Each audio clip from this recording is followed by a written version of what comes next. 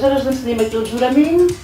nosaltres que hem anat seguint amb la Sílvia, agafem aquest llibre i diem, mira, és una novel·la de la Sílvia, però amb trama històrica, no? I llavors diem també, jo també ho pensava en el moment de fer aquestes notes per la presentació, diem una novel·la de la Sílvia, però com és una novel·la de la Sílvia Romero? No? Què ens ve al cap quan pensem ja en una novel·la seva? Llavors jo penso que el públic lector, que jo també m'hi compto, n'esperem una trama ben confegida, que no ens deixi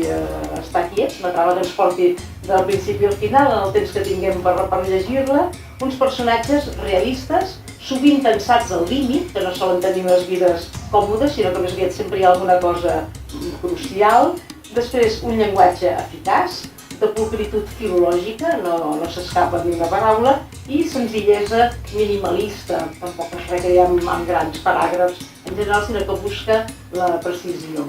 I després també una acurada ambientació, i la recordava d'ambient mariner, també de vegades de ciència-ficció, o ambientada en carrers de Barcelona.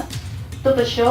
ho trobem doncs, també al jurament, sàviament conjuminat. Però en aquesta ocasió ens movem en 3 plataformes, que serien la catalana, que transcorre en l'actualitat, diríem, però està datada al 2011. Després també hi ha un salt a Anglaterra, que aquest salt, a més d'espacial, és també temporal, perquè transcorre en el segle XVII, que és l'època també del pintor Rembrandt, concret seria el 1665, que es produeix una espantosa epidèmia de pesta, i després també hi ha una tercera trama, diguem, un tercer espai, que després confluiran d'alguna manera amb l'anterior, que és a Holanda i que també acabarà confluint a Anglaterra. Bé, aleshores també ens preguntem tot plegat, totes aquestes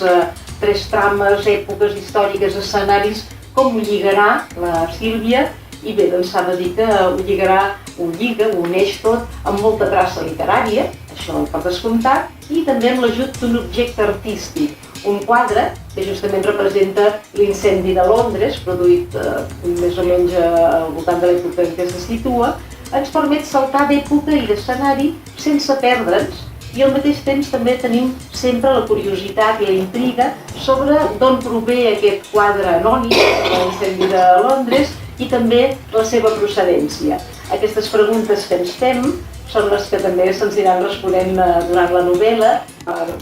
Remarcar aquest personatge de Catherine Brooks, que és una dona, una noia jove, plena d'una gran fortalesa moral, que recorda les heroïnes de la tradició anglesa. Nosaltres, als clubs de lectura, que sempre ens agrada Jane Austen, i gairebé tots llegim Jane Austen, i també fins i tot hi ha una novel·la de la... com es diu aquella noia, que no em surt, que no ho volia dir, però la dona del Paul Auster. Ara, sí, doncs bé, que també hi ha un curs de lectura i llegeixen, que ja han llegit moltes vegades, i llavors bé, era una miqueta per veure aquest personatge, si has volgut també homenatjar una mica aquesta tradició novel·lesca anglesa, encara que és una vida també és molt d'ella, és molt de la Sílvia, i ara que es parla tant també de la perspectiva de gènere, doncs encara que nosaltres hem escrit abans que se'n parlés tant, està claríssim que és una dona com cal, bé? Us volia recomanar molt la lectura del jurament, i també remarcar-vos que té sempre també aquest segell que té ella, que seria qualitat, ironia i estil i bon fer, que caracteritza una molt bona novel·la catalana.